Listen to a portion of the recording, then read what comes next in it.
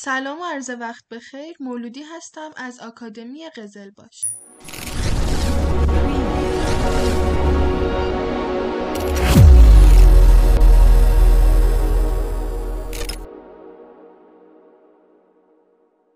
این جلسه میخوایم برداشت ریالی در نوبیتکس را با هم بررسی کنیم و انجام بدیم.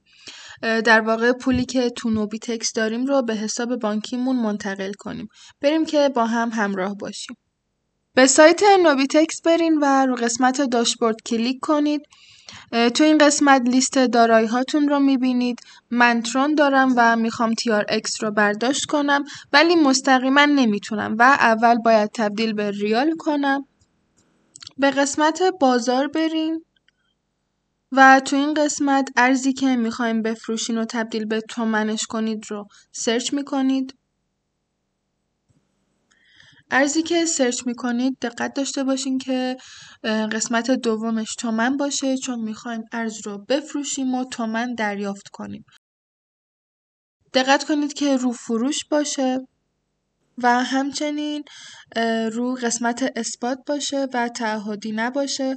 من میخوام کل ترونی که دارم رو بفروشم، پس تا آخر میکشم و ثبت سفارشم رو میزنم.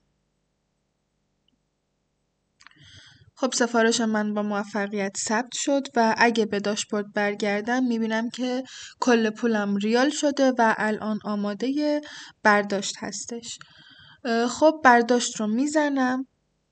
تو این قسمت شماره کارتی که داده بودین رو انتخاب میکنید، مبلغ برداشت رو میزنید و تو قسمت سوم کد دوعاملی که تو گوگل اتنتیکیتور هست رو پیست میکنید و فرایند برداشت شما تکمیل میشه.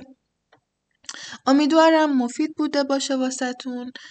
خیلی ممنونم. موفق باشین.